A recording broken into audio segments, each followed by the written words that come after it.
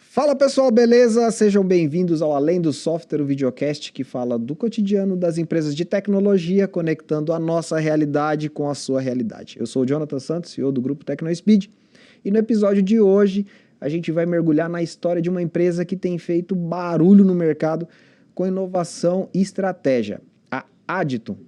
Nós vamos conhecer desde os primeiros passos dessa trajetória até os planos ambiciosos que eles têm pela frente. E para isso, eu recebo aqui ninguém menos que o Marcelo Silva, que é o CEO da Aditum. Então, já aproveita para se inscrever no nosso canal, ativar o sininho e deixar aquele like, porque esse papo tá imperdível. Bom, Marcelo, seguinte, cara, para a gente começar, o nosso podcast ele se chama Além do Software, né? E o que as pessoas veem quando elas usam o software? Ela vê o software funcionando, né? Ela não tem noção de que por trás daquilo existe uma empresa, e uma empresa acontece muita coisa, né? E, cara, a gente quer te convidar, como estreante aqui no Além do Software, a compartilhar com a gente uma situação inusitada que você tenha vivido, de preferência engraçada, para a gente quebrar o gelo dessa nossa conversa inicial. Seja muito bem-vindo ao Além do Software. Obrigado. Engraçado o nome Além do Software, né? Porque a vivência que eu tive foi lá no começo da empresa e foi em 2019, né? Para 2020, a gente estava contratando atendimento, etc. A gente estava começando a crescer, começou a pandemia, a gente começou ali num momento de muito crescimento, porque a gente tinha uma plataforma verticalizada, tanto no e-commerce quanto no mundo físico, e estava tendo muita demanda. E um belo dia eu tive um problema com uma pessoa do atendimento. Não tive um problema, na verdade eu tinha que conversar com ela sobre uma dificuldade que estava tendo com um cliente X, que estava reclamando muito, etc. E a gente estava estruturando aquilo. E quando eu fui conversar com a pessoa, a gente começou uma conversa. Conversa séria. Séria, falando. E do nada, era uma mulher conversando, né? E do nada a pessoa se transformou. Né? Aí eu achei que comecei estranho e ela começou a responder por outro nome. Eita. Eu, hein? Não, assim, eu comecei a ficar ali olhando e falei assim, meu Deus do céu, o que está acontecendo? Então, do nada, a pessoa A virou Ismael. Meu pai. Aí, falando e começou a falar sobre coisas, sobre futuro, sobre... E ali eu falei assim, meu Deus, o que está acontecendo? Afinal de contas, eu fiquei um tempo conversando com o tal... né, Ismael. Que parecia ser uma entidade ali na pessoa, isso online. Olha que doido. Caraca. E o mais engraçado, né, que eu conversando ali, eu falando pra ele, não dá pra você tratar o cliente dessa forma. O Ismael, pô, você vai me quebrar, Ismael. Pois é, a gente tá no começo, tem que ter um método. E ele respondendo. Que loucura, velho. E eu tive que levar aquilo a sério, porque eu sou extremamente sarcástico, né? Eu ia fazer uma piada na hora sobre aquilo. Mas não, na verdade não era muito sério o que estava acontecendo. E aí eu tive que demitir Ismael. Eu falei, Ismael, você está demitido. Porque eu não contratei o Ismael, entendeu? Eu contratei a menina que trabalhava com a gente. Cara. E foi uma situação muito fora do comum. Nunca pensei em passar por isso. E engraçado, hoje a gente ri muito disso. Quando eu conto, às vezes a gente faz um board da empresa e toda pessoa que chega na empresa eu almoço com a pessoa. Justamente para reforçar a cultura e tal. E às vezes me perguntam, pô, Marcelo, e aí, o que aconteceu na Aditum? Como é que era lá no começo? E aí, às vezes eu solto essa, todo mundo assim, gente, mas não é possível ter acontecido. E aconteceu. Caraca. E aí, a primeira vez, eu acho que foi além do software, veio do além, né? Boa. Foi um espírito, né? E pior de tudo, depois eu recebi uma carta do Ismael. É doido, Quando eu demiti, recebi uma carta do Ismael. É doido. Com os equipamentos, né? Porque a gente estava na pandemia, né? Então, a gente recebia os equipamentos, para as pessoas mais próximas da minha casa, mandavam por Sedex para minha casa. E eu entregava na empresa. E tava fechado e tal. E aí eu recebi a carta. Era uma carta amorosa, assim, do tipo, gentil, de crescimento, me desejando toda a felicidade, muito feliz com aquilo. Pelo menos desejou coisa boa pra Aditum, assim. Ajudou a gente, de repente, lá no além, o Ismael veio ajudar a gente. Hein? Bate na madeira aí. Rapaz do céu, Muito cara. louco, né? Muito louco. Que muito loucura, cara. Eu acho que essa é uma das histórias mais inusitadas que a gente tem aqui no Além do Software. Uma história do além, realmente, né? Caramba, ele não chegou a passar o número da Mega Sena, não, né? Não. Eu, na verdade, a conversa é quando a gente começa... Quando eu comecei a entender que eu não estava falando com uma pessoa, estava falando com outra... A conversa assim, foi para um lado do tipo de evolução, de empresa, de mercado.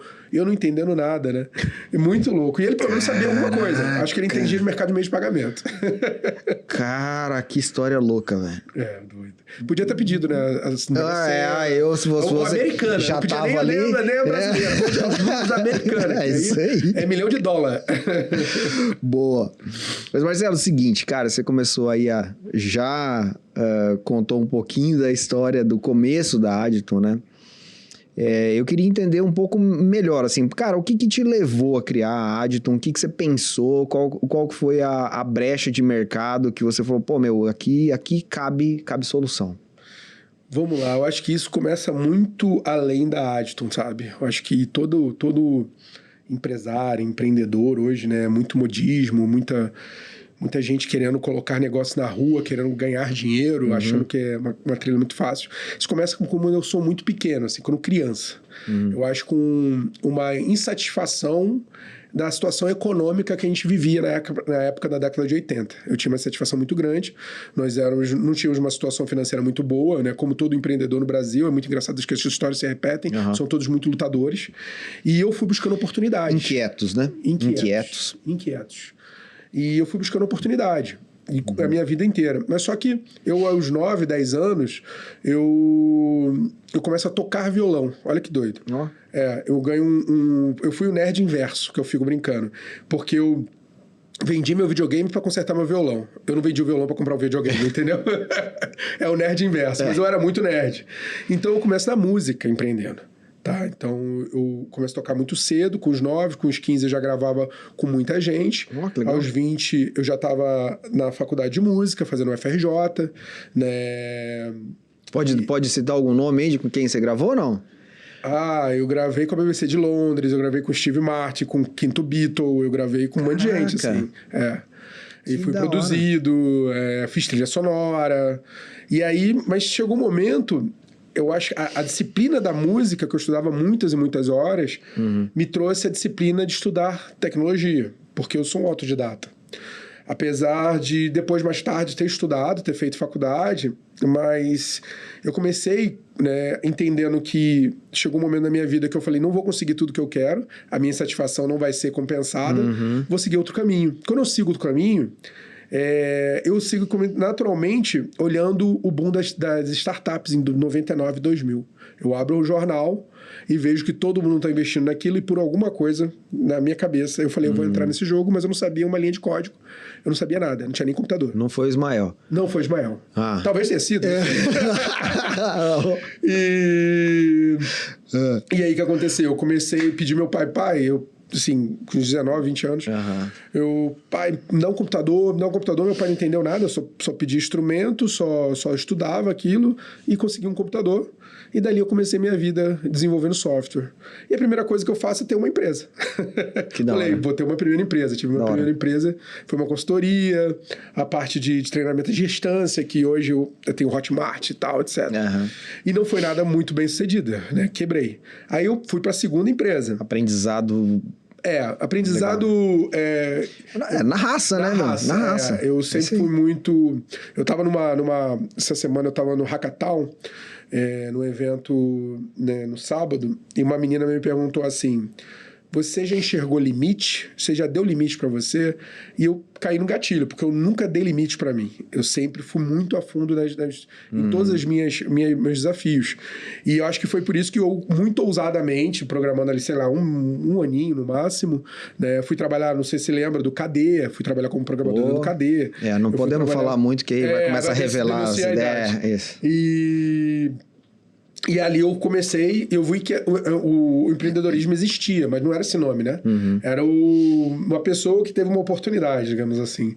E depois eu fui para minha segunda empresa, que foi uma outra consultoria, né? E aí eu comecei a prestar serviço para Petrobras, para Transpetro. E chegou um momento que eu vi que não compensava, porque eu sempre estava trabalhando e na consultoria, na minha escalava empresa, ali, né? Não escalava. E aí eu fui para a terceira empresa, que foi um prontuário eletrônico para consultórios, hospitais. A gente começou a modernizar UPAs, fazemos muita coisa. E nessa minha busca por realização, né, eu tenho uma busca insana por realização, eu olhei o mercado, vi que tinha um gap ali e fui para aquele lado. Só que não deu muito certo. Eu vi que não estava dando muito certo, eu precisava muito do meio público e eu não conversava muito com esse meio. Né? Não era um ambiente que eu gostava de trabalhar. E aí eu resolvi deixei a empresa, né? Praticamente a gente vendeu software a preço de banana. Não deveria, hoje não faria isso, mas fiz. E fui me esconder dentro da Stone. Isso. Fui me escondendo da Stone porque eu estava quebrado, estava sem grana. Né? Eu tinha, em 2016, foi 2016, eu estava jogando bola em janeiro e eu jogava toda quarta-feira, né? E eu quebrei meu pé. O meu pé era fíbula em 2 pontos. E eu tenho uma placa com 7 pinos no pé até hoje. E isso me abriu a cabeça. Eu fiquei 2 meses deitado. Você estava quebrado literalmente. Literalmente. Quebrado financeiramente, quebrado fisicamente. E começou, naquele momento, a me despertar todo o meu passado e por que eu estava ali. Então, a minha relação com a família, a minha relação com o trabalho, a minha relação com o sucesso, a minha relação com profundidade de conhecimento, né? Nós que vemos na área assim, de estudo, né? De programação, de algoritmos, etc. A gente sempre busca uma profundidade. Que louco, né, cara? Você vê que às vezes Deus escreve certo por linhas tortas, né? Você vê que às vezes precisa uma coisa acontecer para daí você conseguir parar e esse período de reflexão virou a chave na tua cabeça ali. E foi muito engraçado, porque eu tava jogando bola e aí a gente resolveu jogar bola contra um pessoal mais novo, que não ia dar certo, essa coisa. A galera correndo pra caramba. Aí você tenta... Eu quebrei meu pé. Sabe como era meu maior medo naquele momento? Era contar pra minha esposa. Eu falei assim, gente do céu, como é que eu vou chegar com o pé quebrado com 2 crianças pequenas em casa? E na verdade eu escondi dela até de manhã, como meu pé inchou. Cara. Fui parar no hospital e tive que fazer a cirurgia, botar a placa. Mas aquilo ali, pra mim, foi um processo de transformação, tá? Porque a gente, na área de tecnologia, a gente goza de um conhecimento e de uma arrogância natural, porque você tem um domínio do software, né? Você tem domínio da decisão. Isso acaba te dando um status diferenciado no mercado. Mas eu vi que a verdade era outra. A verdade era que você tinha que ter um exercício de humildade muito grande para entender os business, os negócios. E ali eu fui me forjando, porque eu já tinha uma base muito grande, né, em arquitetura de software. Eu adorava estudar os patterns, eu sempre apliquei todos eles, e sempre com muita qualidade. E aí eu fui assim, cara, eu vou fazer alguma coisa diferente. E eu me lembro que eu fui chamado para trabalhar no Icatu, se eu não me engano, como analista sênior lá e tal, que era um bom emprego, e fui chamado pela Stone. E acabei indo para a Stone, porque a Stone tinha um viés empreendedor no momento. A gente tinha 200 pessoas, 100 e poucas pessoas, e era tudo muito, vamos mudar o mundo, vamos... E aquilo era muito o que eu acreditava, né?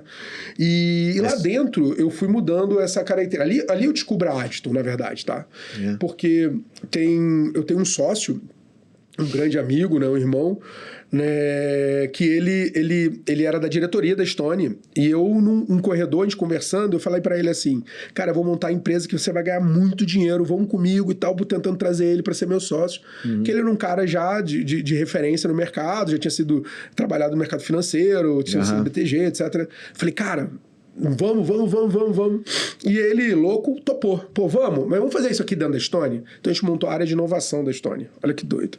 E aí a gente ficava cruzando todas as empresas da Stone. Não sei se você sabe, a Stone tinha 5 empresas na época, né? Sim. Que era Pagar.me, que era Capta, isso, Equals, né? A própria Stone e a Mundipag. E eu ficava olhando aquilo tudo, conversando com todos aqueles fundadores, entendendo como é que a gente conectava, e veio uma ordem de cima, vamos conectar tudo. Eu falei assim, putz, não faz sentido, como é que faz? A gente ficou, né? E aí depois veio a segunda ordem, foi, a gente vai fazer o IPO, vamos escalar a maquininha, né?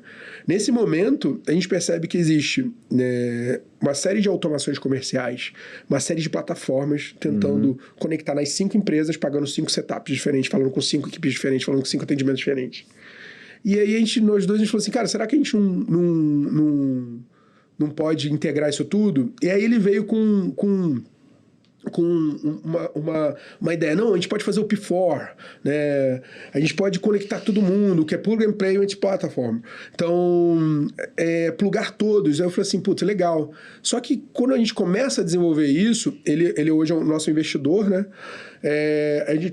Eu começo a desenvolver isso, eu percebo que tem uma dor maior no mercado, que é a verticalização da tecnologia. Conectar não fazia sentido puramente conectar. Fazia sentido você ter toda a estrutura. E aí começa a Additon. No dia 15 de janeiro de 2018, eu sento no meu escritório, não é nada bonito, era tudo bagunçado, não tinha nada no meio de um monte de caixa, sentei ali e falei assim, cara, vamos pensar nisso. E ele comprou a ideia comigo, vamos. Dali uns 5 meses a gente começa a montar um gateway de e-commerce. Aí eu falei assim, putz, legal, então a gente consegue fazer. Fizemos um gatewayzinho, passava nada, passava R$100. E depois eu falei assim, putz, com a arquitetura que a gente monta, a maior inovação da Additon é toda a estrutura tecnológica que ela tem. Com a arquitetura que a gente montou, a gente conseguiria ser uma arquitetura única para todos os meios. Então a gente começou, putz, vamos fazer uma captura, vamos fazer um TEF. A gente começou a fazer. A gente viu assim, mas o maior dor tem aqui é na conciliação. A gente montou uma conciliadora. E isso foi se passando 2 anos. Dentro de uma sala muito menor que essa. A mesa acho que era desse tamanho, com 5 pessoas, brigando todo dia por pattern, arquitetura. Os caras mais, assim, que eu achava mais legais, assim, que meus amigos. E a gente todo dia trabalhava, buscando o melhor. E aí a gente viu que a dor do mercado qual era?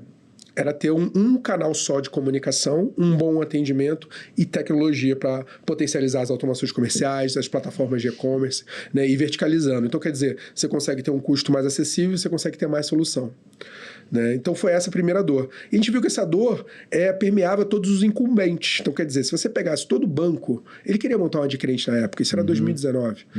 E toda adquirente que estava crescendo, ela não tinha tecnologia. Então a gente falou assim, putz, por que a gente não oferece isso para os grandes? Aí nasceu o primeiro BP nosso, que até então a gente fez ao contrário a história. A gente desenvolveu tecnologia para ir no mercado. A gente não pegou a oportunidade de mercado e desenvolveu a tecnologia, entendeu? Saquei. E justamente porque eu entendia que o tempo todo, se eu tivesse a plataforma completa, eu conseguiria ter escala e eu conseguiria chegar no segundo ponto. E foi aí que nasceu o primeiro projeto ali. Eu saí foi final de 19, eu vim para São Paulo, né, do Rio. Então a gente não tinha dinheiro nenhum, a gente comeu farinha durante muito tempo. E aí eu começo a bater porta nos bancos. Quando eu bati a porta nos bancos, todo mundo dizia que eu era mentiroso, porque a gente era PCI nível 1. Eu tinha o mesmo nível de segurança que todos os bancos. Só que eu tinha 5 pessoas no time. Entendeu? Caraca. E essa era a dificuldade de entender. Assim, como é que esse cara... Da onde saiu esse lunático aqui? Fui na DIC, fui tudo, Bradesco, Itaú. Mas vocês já tinham investido uma grana também, né? Não, nosso investimento foi muito baixo, mas é muito baixo, cara. A gente só investiu em força de trabalho qualificada e a gente nunca teve gênio. A gente sabe que a genialidade... Eu vi o Zuckerberg contratando um cara por 200 milhões de dólares.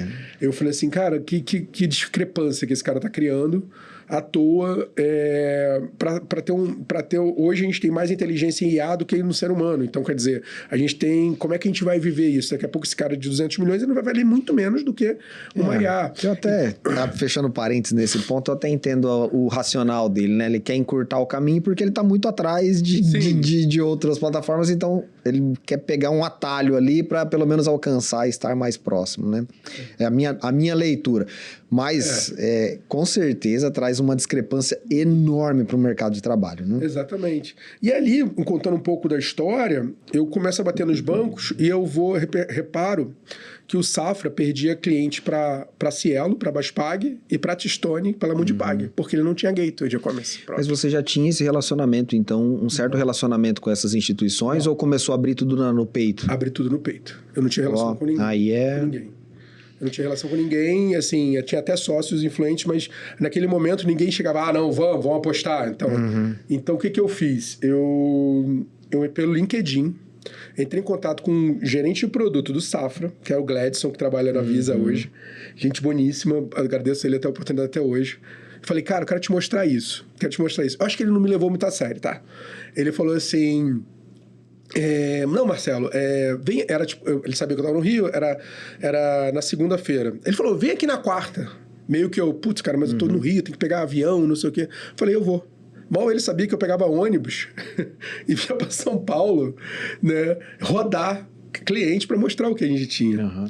E quando eu cheguei, ele me falou assim, você tem 15 minutos. A dos 15 viraram 30, de 30 viraram 45, que virou 1h30. A sala estava com ele, daqui a pouco a sala tinha com 6 pessoas, todo mundo escutando. Mas é que tinha profundidade, né, no assunto. Né? Exatamente. Por quê? Porque eu falei sobre a dificuldade deles comercial, né, a dificuldade deles estratégica, né, e o que a gente tinha. Eu não sabia que por trás dos panos já estava tendo uma negociação de compra de umas empresas, né? De código de algumas empresas. Eu não sabia, eu só fui saber isso 3, 4 anos depois. E essa vontade de fazer minha, que eu falei assim, que eu nunca vi limite, que me fez ir lá. E me fez ir sem terno, me fez andar de elevador de serviço. Isso é muito legal, né? Porque assim, cara, quem quer faz, quem não quer dá desculpa, velho. É isso aí. Eu concordo com isso plenamente. E acho que o empreendedor, ele tem que ter isso na veia, porque senão ele não faz, cara, não consegue fazer. O país, ele tem poucas oportunidades, assim, oportunidades que eu falando assim, para quem não tem network, né? O cara que tem network, ele sai na frente. O cara que é bem formado, ele sai na frente. Entendeu? Então, existe uma injustiça nisso, mas, na verdade, a gente só se equipara quando a gente é destemido. Entendeu? É isso aí. Cava o caminho ali, né? Exatamente. E aí você chegou lá, começou a discutir, garanto que a galera começou, peraí, esse cara aqui, ele não é um Zé Mané que não sabe o que tá falando, como eu falei, né? O assunto começa a ter profundidade, e aí eu falo, peraí, deixa eu chamar outra pessoa pra ver aqui. Exatamente. E como é que você resolveu outra coisa? E é provavelmente porque eles já estavam discutindo isso há bastante tempo, então... Não, e o mais curioso nisso é que teve uma piada no fim, que foi o seguinte, chegou um lá, porque lá tinha, tipo assim, 6 superintendentes, né? Porque eu não entendia porque tinha tanto superintendente no Safra, mas tinha superintendente pra caramba. E eu falei, aí a piada era o seguinte, Marcelo, tudo bem, você tem isso tudo, né? Mas só aceitamos aqui se você passar no nosso compliance de segurança. Aí eu, tá bom, como é que eu faço? Aí ele falou assim, manda pra esse e-mail aqui entre em contato com essa pessoa aqui que ela vai te pedir. Aí ela me pediu meu OAC do PCI. Eu já era PCI há 1 ano, nível 1. E eu passei em 4 dias no compliance de segurança do Safra. Aí eles ficaram assim, assustados. Eles falaram assim, meu Deus do céu, de onde saiu? É um cara doido que tem 6 pessoas no Rio de Janeiro, que tem a plataforma XYZ, ainda é no nível de segurança que o mesmo que a gente. Da onde ele saiu? Por que ele não tá falando no jornal? Por que ele não tá dando entrevista, entendeu? Porque ele não tá captando milhões, né? Porque o propósito também era não perder o controle da empresa. Então a gente não queria perder o controle da empresa. Por isso que a gente não estava naquele momento de captação muito grande, 2019, 2020, 2021, 2022. Era muita rodada. E aí o que aconteceu? A gente passou no propósito de segurança e grandes players do momento não tinham passado. E não estavam conseguindo escalar no Safra. E aí me chamaram lá de novo, mas aí a mesa nessa vez foi muito engraçado, porque dessa vez eu não entrei pela porta dos fundos, dessa vez eu entrei pela porta da frente, e dessa vez eu entrei numa sala onde tinha, sei lá, umas 12 a 15 pessoas só para me escutar. E eu fiquei olhando assim e falei, gente, o que está acontecendo? Não, porque eles querem mostrar, eu comecei a mostrar os produtos, e a gente na Aston tem uma tradição de me levar pronto o produto. Então, quando eu chego com o e-gateway de e-commerce, está todo, né, com a sua logo, com a sua cor e tal. Quando você chega com a nossa máquina, você chega com toda a sua skin da máquina. Se identifica, né? E aí, quando você chega com um portal de conciliação, de processamento, está tudo já configurado. E aí, quando eu cheguei, os caras falaram assim, putz, tá pronto? Eu falei assim, não tá pronto. Se vocês quiserem, pode botar pra rodar aqui, então não tem problema. E tudo a gente tem muitos simuladores, tá? Então, todo nosso sandbox, ele é simulado. Então, você consegue transacionar, tanto de TFPOS, e-commerce, você consegue fazer liquidação, você consegue simular tudo. E isso é uma brincadeira muito legal. Desde o começo que a gente fez isso, porque a gente sabe que o cliente precisa testar. E a virada de chave pra produção fica mais fácil. Cara, isso é muito louco. E aí eles ficaram muito impressionados com aquilo. E me deram um desafio. Falaram assim, olha só, vamos fazer um piloto. Fazer um piloto na Hope Lingerie. Só que eu não sabia que a Hope pertencia ao Safra. Né? Parte dele, parece que eles são sócios de parte da Hope, né? E aí, eu não sabia. Aí me ligam e falaram assim, Marcelo, olha só, se der errado, o Gladson me ligou, se der errado, você nunca mais vai ter oportunidade aqui dentro. Eu falei, tá bom. E aí a gente foi pra Hope Lingerie. O que eu levei? Tudo pronto pra loja Hope Lingerie. E fizemos um piloto. Começamos com uma loja e fomos a 126. Aí começou a pandemia. Aí a gente saiu de 126 lojas para 420 mil lojas. Caraca! A gente escalou muito. Só que as brigas que a gente tinha internamente de escalabilidade, horizontabilidade, como é que a gente vai atuar para ter milhões de transações, valeu muito a pena naquele momento. Porque a gente dava uma porrada na gente, a gente replicava. Dava uma porrada, a gente replicava. Claro, é igual uma casa nova, né? Você vai botar água, um cano vai dar vazamento e tal, a gente vai tratando. E aí foi a minha primeira história aqui com a Adito, né? De sucesso, assim, que a gente consegue fazer o Gate do Safra, que roda até hoje com eles. Cara, que da hora. Você estava falando de levar pronto, eu me lembrei de uma história. A TecnoSpeed, ela faz componentes, né? Para outras empresas de software e tal. E aí eu lembro uma vez, cara, a gente fez um componente de... a gente empacotado um componente de nota eletrônica em ActiveX para o pessoal poder usar em Visual Basic, em um monte de linguagem assim, né? E aí eu lembro que uma empresa entrou em contato com a gente lá da nossa cidade, mas é uma empresa bem grande assim, e falou assim, a gente quer saber desse componente aí de vocês podem vir aqui apresentar? E a gente, cara, só vendia pela internet, né? Falei, não, vamos apresentar sim. E é muito legal, porque a gente fez... como eu que tinha empacotado, sou programador também de informação, a gente empacotado esse ActiveX, eu falei, cara, se eu levar lá um ActiveX, o que os caras vão ver?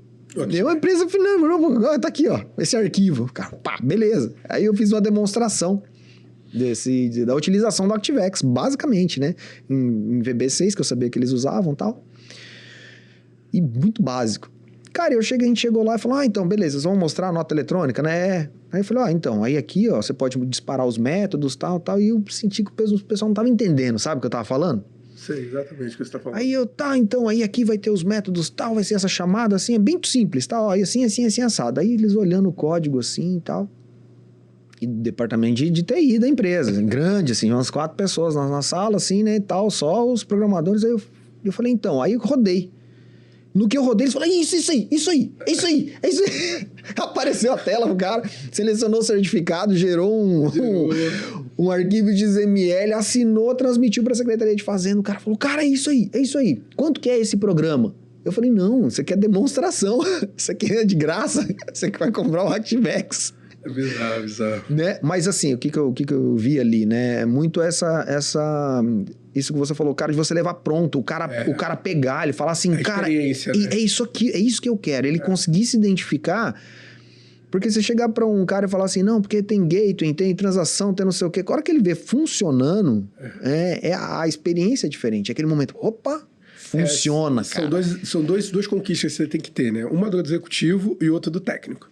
Quando você conquista o executivo, ele vai adorar. Só que se vem o técnico e fala assim, cara, isso aí é uma porcaria, não tem nada e tal. E você conquistar os dois é muito importante, até para você ter a confiança da empresa. Eu me lembro que depois que a gente fechou o Safra, a gente começou a focar só em cara grande, né? Só em empresa grande.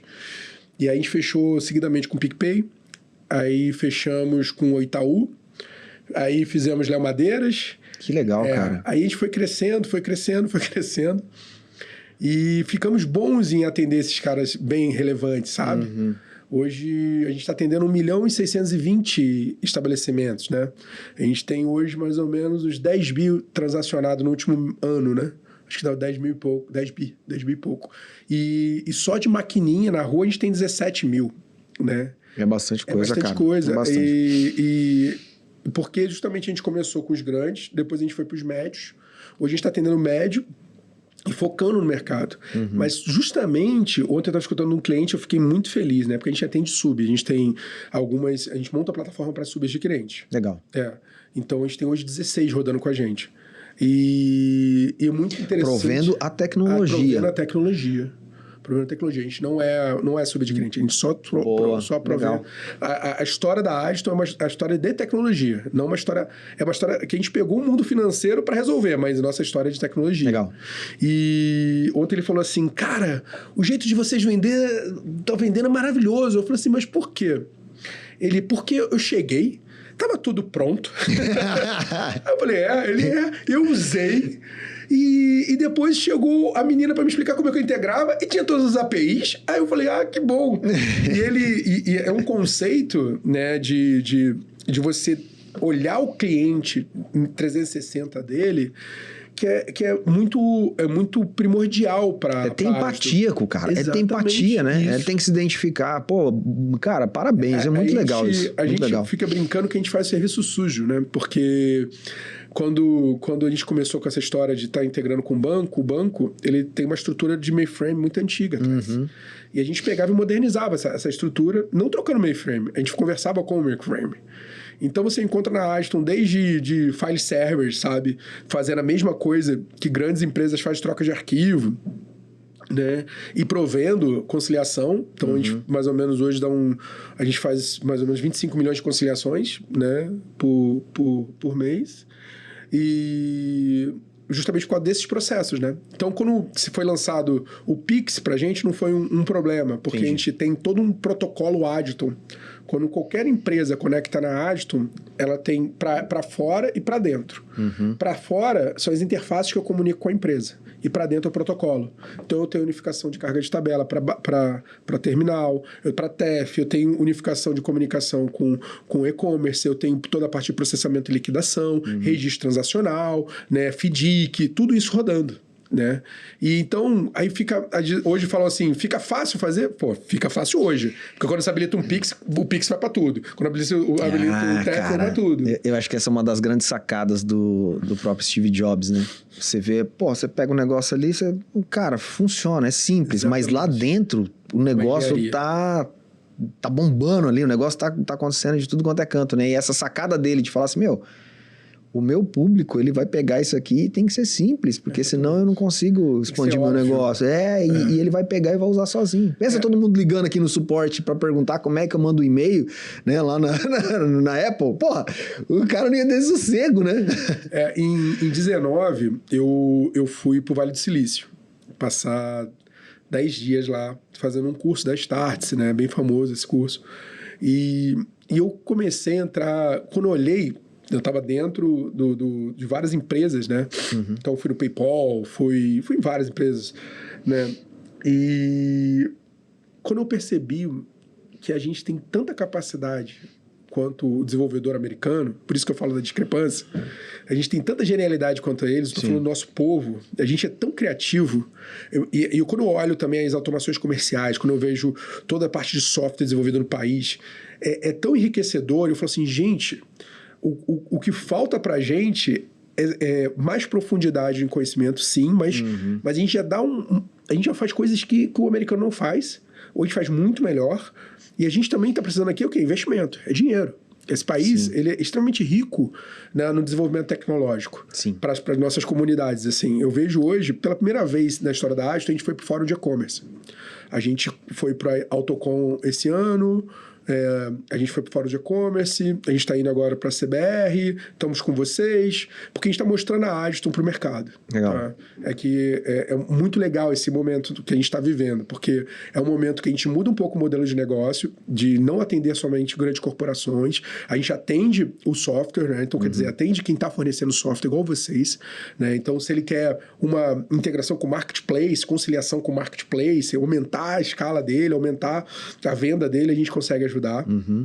E com tecnologia. É muito legal quando a gente pega um programador, né, brasileiro e transforma ele de programador para engenheiro. Ele começar a pensar como engenheiro. Né? Porque o desafio nosso é justamente começar a pensar em problemas. Como é que a gente resolve o problema? Não meramente criar cadastros. Né? Com certeza. Durante muito tempo, a gente foi criadores de cadastros. Verdade. Eu fui um grande criador de cadastros. Verdade. A primeira entrega para o cliente era um monte de cadastro. É um bando de Começa cadastro. a cadastrar. Exatamente. Mas quando a gente começa... Hoje, a gente está num momento que a gente não precisa mais criar cadastro, então a gente precisa de um momento de tecnologia, um momento de engenharia, de pensar no todo, pensar na solução, pensar no cliente, né, da ponta. E não pensar no cliente automação, não pensar no cliente plataforma, pensar cliente do cliente. Né? A entrada. E isso é muito, muito gratificante nesse momento, porque a gente nós passamos muito tempo, muito tempo, estruturando a nossa tecnologia, atendendo grandes corporações, e quando a gente vê, ela se adapta ao pequeno e médio. Sim. E isso que é legal. A potencialidade. Quando você vê um software, né? Eu vejo vários, né? A gente tem hoje mais ou menos umas 53 automações integrando com a gente e tal.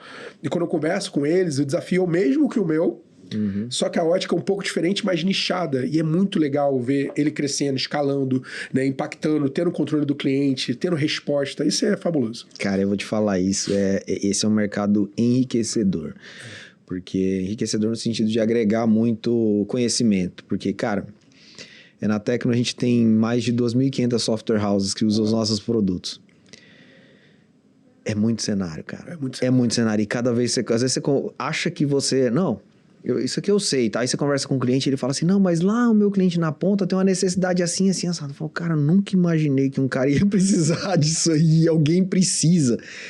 Isso é muito louco, mas é muito legal porque você enriquece também, traz mais conhecimento para a base, né?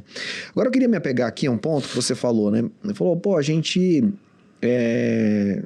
não sei se exatamente esse o termo, mas a gente fundou a área de inovação dentro da Stone. Sim. E como é que você atribuiria essa bagagem, né, de ter uma experiência com inovação e trazer isso para a Adtons? Foi fundamental? Como é que é a estrutura? Foi fundamental. Assim, a Stone na época era muito inovadora já, tá? Então, montar uma área de inovação dentro de uma empresa inovadora é complicado. Mas quando você olha para os produtos, aí você vê que a inovação é a mudança de experiência, é a mudança de paradigma. Quando você falou de Steve Jobs, né? Que ele tem a máxima dele lá, que dentro dos Apples, na placa-mãe, tem que estar tudo organizadinho, bonitinho.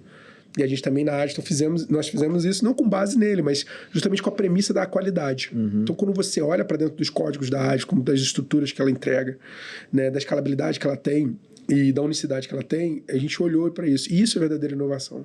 Né? Então, inovação, quando a gente... E naquele momento, quando eu queria... Eu botei o máximo de qualidade na empresa. Até hoje, isso, a briga é infinita, né? Entrego de qualquer jeito ou entrego da forma que tem que ser entregue? Hoje não tem nem como, né, não entregar como deve, por causa da estrutura muito grande. Compromisso com os clientes, enfim. Mas a responsabilidade na qualidade e na entrega é muito grande. E a inovação foi justamente um ponto que você falou. Você falou assim, tem um cliente X que tem uma particularidade de Y aqui. Como é que eu atinjo isso? E você ter a flexibilidade de atendê-lo. Isso é interessante para o Brasil. O Brasil, ele funciona dessa forma. A gente está um país continental. Então, a necessidade do Nordeste é diferente da necessidade do Sul. Com certeza. Que é diferente da necessidade do Rio e de São Paulo. A gente vive aqui em Rio e São Paulo numa bolha onde tudo é perfeito. Quando você vai para Goiás, vai para cima, quando você começa a atender esses caras fazem a história desse país e você vê tudo acontecendo. Essa realidade. Isso. Né? A forma de approach, a forma de colocar na mesa a experiência, né? Não só a experiência de pagamento, mas a experiência como um todo de atendimento àquele cliente, isso muda o jogo. Eu fico brincando lá na empresa que a maior inovação que a gente faz hoje é atender bem o cliente. Porque o que a gente tem de reclamação e de, eu ligo, ninguém me atende, né? E a gente... Não, vamos atender. Não importa a hora, o cara liga. Eu tenho clientes que me ligam, me mandam mensagem, cara, tô implantando aqui, a loja tá, olha só, me manda vídeo da loja. E eu vibro com o cara. Porque apesar daquilo ser para mim, teoricamente teria que ser uma coisa normal, mas a empatia com ele e o desafio sendo colocado na mesa e ver ele crescer, para mim é maravilhoso, porque eu cresço com ele. Sim. Né? E isso que eu acho que muda o jogo pra gente no dia a dia. Eu acho que a maior inovação é atendimento ao cliente. Você sabe que aqui mesmo, nesse podcast aqui, eu falei com uma empresa que é cliente nossa, eles atendem 60 mil estabelecimentos comerciais. Nossa. em mais de 150 países. Uau. E eles conseguiram um nível de escala, assim, sensacional com o software Delphi, desktop. Não importa a linguagem, né? Cara, mas é uma coisa que eles falaram que eu achei muito interessante, né? Eles pegaram um filão muito, muito interessante, muito inteligentes, muito empáticos onde eles começaram a atuar. Eles falaram assim, cara, o problema do francês é o mesmo problema do brasileiro. É o mesmo problema do chinês, é o mesmo problema do japonês, é o mesmo problema do israelense. Então, assim, quando eles entenderam esse nicho de mercado, entenderam essa estrutura, eu falei, tem que atender esse cara, esse aqui. E eles fazem um trabalho muito legal, que de tempos em tempos, eles fazem um tour ao redor do mundo, conversando com esses clientes e vendo, por que você me escolheu? Por que você escolheu o meu software? E o cara, muitas vezes, revela uma realidade que nem eles tinham pensado que existia, mas que resolveu pro cara. Mas o que é unânime? Eu baixei o software, instalei e funcionou. Como tô se feliz, fosse cara. Obrigação, né? Uau! Eu tô feliz, cara. Por quê? Porque o que eles viram? O cara baixa o software e tal, aí vem um monte de coisa, um monte de cadastro, um monte de... pra ele conseguir fazer uma venda. Eu falo, velho, eu baixei, instalei e funcionou. Fiz a minha venda. Cara, eu tô feliz, tô satisfeito. Era isso que eu precisava. É isso que eu precisava. Exatamente. Então, muitas vezes a gente complica muito as coisas, né? Com o nosso olhar técnico e não consegue ter toda essa empatia com o outro cara lá na ponta, que é o empreendedor que tá lutando ali também para fazer o negócio dele dar certo, né? Isso é muito importante, você entender isso. A gente montou um TEF, a gente nunca teve pretensão de montar um TEF. A gente montou um TEF, né? Justamente porque a gente queria verticalizar todos os meios de pagamento. E o primeiro a ser usado foi com Safra. E os TEFs, né, se você for pegar de um Windows, Linux, você tem normalmente uma VPN, você tem um servidor local. E aí, em 2019, quando a gente monta o nosso primeiro TEF, é tudo na nuvem, né? Toda conexão direta, HTTPS. E aí, foi a primeira observação também que eu escutei foi isso. Cara, eu instalei o seu TEF e já comecei a rodar.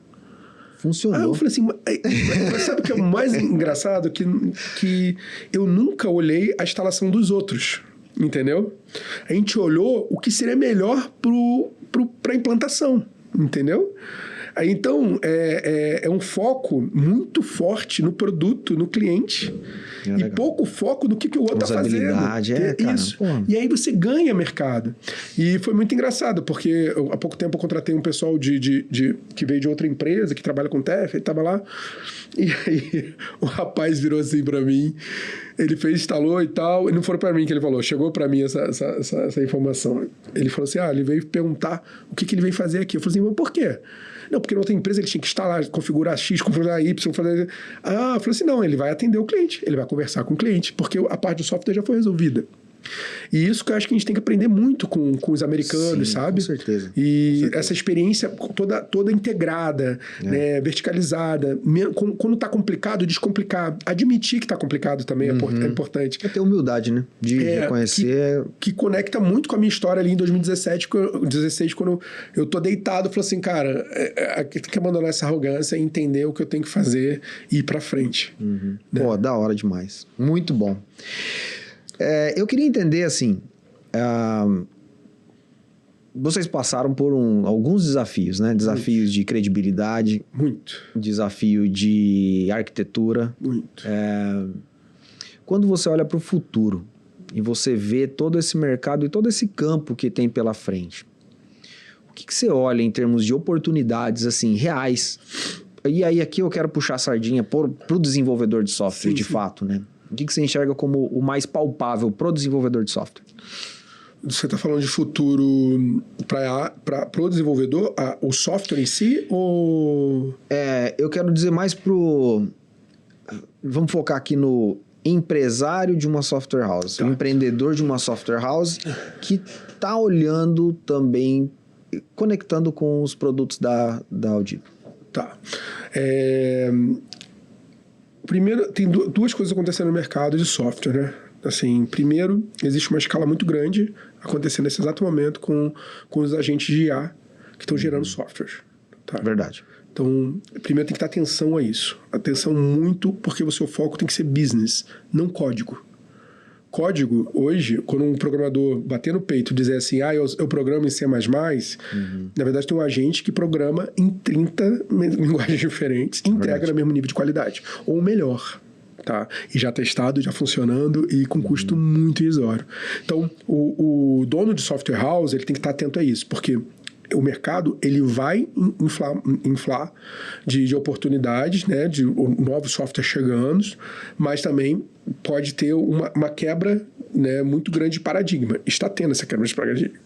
A Agiton, ela complementa isso. Tá? A gente também sofre do mesmo problema, a gente também está muito, a gente já trabalha com IA há mais de 5 anos, a gente tem um antifraude próprio, que foi feito com IA, né, justamente entendendo o comportamento de consumo dos nossos clientes. E quando você olha para isso, o que a Agiton provê para essa estrutura? Né? A gente tem o único, assim, no país hoje, eu ainda não identifiquei outro, a gente é o único orquestrador de pagamento omnichannel. Isso quer dizer o quê? Eu consigo estar na máquina transacionando e consigo estar no online transacionando com uma plataforma única. Né? E isso unifica todos os meios de pagamento.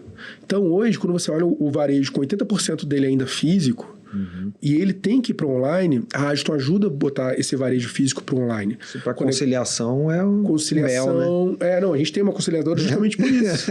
É o a gente mel. concilia todos os meios de pagamento Pix, se entrar aquela biscoito, a gente vai conciliar. A gente está ali. E a gente trabalha muito no back-office, a gente provê as informações, a gente é totalmente white label. E isso, pro dono de software house, ele consegue facilmente integrar com a gente e consegue levar a serviços novos e ganhar novas receitas. Receber novas receitas. Então, imagina hoje que você tem no mercado outros TEFs, outros POS, mas todos eles são conectados em milhões de coisas diferentes e não são realmente uma configuração única para todos. E a gente nasceu dessa forma. Esse é a grande velocidade que a gente dá ao mercado. Então, esses dois pontos eu acho que são relevantes. Primeiro, o software house olhar muito para IA. Segundo, quando olhar para a Agiton, pensa que aqui você vai conseguir potencializar a sua receita. Então, é um varejo hoje que não vende no online, a gente vai conseguir colocar ele conectado a todos os marketplaces vendendo. É um varejo que está precisando passar uma transação de TEF, de POS, a gente consegue ter. A gente tem hoje 15 Smart POS homologados, então a gente consegue ajudar bastante. Né? A gente tem uma série de bandeiras regionais que a gente também já está integrado. Né? Então a gente tem evoluído bastante. E a Agiton para o futuro, ela vai crescer muito mais, ela realmente vai se consolidar no mercado agora atendendo o varejo, né? E que é um mercado que a gente está começando. Então, a gente tem a tecnologia, tem o cliente, a gente tem história, a gente tem credibilidade, mas agora a gente tem que ter o conhecer a fundo esse cliente e ajudar muito as software houses. E a gente tem feito isso bastante, esse trabalho, tá? Legal. E esse é o nosso objetivo de estar aqui com vocês. Boa, cara. Cara, que história inspiradora. Fora do Ismael aí. Que história inspiradora de empreendedorismo, de tecnologia, de dedo no código mesmo, né? Dedo no código. E de fazer acontecer, né? Isso. Buscar, abrir as portas, as oportunidades. Quero lembrar aí o pessoal aqui. Você vai estar lá com a gente, Marcelo? Vai ter alguém lá? Vai, né? No evento, né? Isso. O Marcelo vai estar lá no Tecno Update. Aproveita aí, já faz a sua inscrição, meu, e vai trocar uma ideia com o cara, porque pode ser que ele fale a história do Ismael lá, mas eu garanto para você que, embora o nosto público seja muito focado em empresários, grande parte deles são técnicos. Imagino, como eu me identifico muito, cara, porque eu vejo todos esses empresários, a gente quer ajudar, a gente tem que se unir. A gente tem que ter uma classe nossa, sabe? E parar de olhar para o lado e achar que é concorrente e começar a olhar que a gente contribui um para o outro. A maior evolução, acho que para a gente conquistar mercado, não só no Brasil como fora, que a gente tem que fazer isso como missão, né? É a união desse mercado, né? Desses empresários. Né? Eu acho que eu aprendi isso nos Estados Unidos. A gente tem que falar com o igual. A gente eu converso com os meus iguais, sabe? Eu converso com todos os meus concorrentes. E nem por isso eu estou roubando ideias, entendeu? Na verdade, existe uma contribuição mútua, né? Até de crescimento. Porque em dado momento você vai juntar com uma empresa, ou você vai comprar uma empresa, ou uma hora você vai querer crescer, ele vai te ajudar, vai te indicar um fundo para você captar. A gente tem que começar a dar essa estrutura para esse empresariado. Eu acho que é fundamental a gente estar próximo. Sim. Cara, é sensacional. É o que a gente busca fazer. Que legal. Com a Casa do Desenvolvedor. Eu tô muito feliz de estar perto de vocês, assim, sinceramente, eu não conhecia, tá? Pra mim tudo é muito novidade, tá? Assim, parece que, não, mas a gente tá aqui 15 anos, mas como eu tô muito focado em produto, eu olho aqui, putz, que legal isso aqui. A ideia da Casa do Desenvolvedor quando você bate o olho ali na Casa do Marceneiro, que você quer resolver um negócio com marcenaria, você vai aonde? Você vai na Casa do Desenvolvedor. E a gente tem muito parceiro. Porque a gente enxerga isso. Cara, o João, às vezes, tem mas o João não faz o TEF? Faz o TEF, mas o Joaquim faz um TEF diferente, cara. E aqui talvez encaixa melhor pra minha realidade. Isso é muito legal. Mas e o fulano de tal? Não, ele faz outro jeito. Pô, esse eu me identifico. Então, assim, tem um monte de chapa de MDF. Tem o fornecedor A, o B, o C. Cada um encontra o seu público, exatamente, né? A gente entende também que a TecnoSpeed não consegue fazer tudo e por isso que ela busca parceiros para complementar. E quem que ganha? O mercado de software. E essa é a nossa missão, fortalecer o desenvolvedor de software nacional. Legal. Marcelo, brigadão, cara. Eu agradeço. Parabéns aí pela empresa, pela trajetória. Eu tenho certeza que a gente vai conversar muito ainda. Sim. Eu ainda tenho outras dúvidas para tirar com você, questões mais técnicas, e eu acho que também a TecnoSpeed pode te ajudar a entender alguns cenários. Afinal de contas, são mais de 2.500 software houses. As nossas soluções chegam a mais de 1 milhão de estabelecimentos na ponta. Então, tem muito cenário aí. Pode acreditar, cara. Pode acreditar. Eu imagino. Eu agradeço muito a oportunidade de estar aqui. Agradeço estar próximo de vocês. Eu acho que a gente tem que ter essa conexão, sabe? E a minha casa tá aberta lá, a Addison tá aberta. Boa. Vai tomar café lá. Boa. A gente tem... A galera gosta de receber. Eu gosto muito de receber todo mundo. E faço questão, falo com o cliente. Assim, falo muito com o cliente. Porque eu acho que é esse que muda o jogo. E falo muito com automação. Então, se um dia vocês pensarem em visitar uma empresa de tecnologia que tem verticalizado todos os meios de pagamento e consegue ter todos os paradigmas num lugar só, é a Addison. E vamos discutir software. Vamos falar sobre código, que eu gosto também. Boa! Vamos visitar a Addison. Brigadão novamente. Obrigado. Pessoal, esse foi o episódio do Além do Software com a Addison. Espero que vocês tenham gostado. Para mim foi muito enriquecedor. E se você gostou, já compartilha aí com seus amigos, compartilha com mais gente. Vamos fortalecer o desenvolvimento de software no país. Boa! Valeu, Marcelo. Brigadão. Valeu, pessoal. Agradeço. Até a próxima. Um abraço.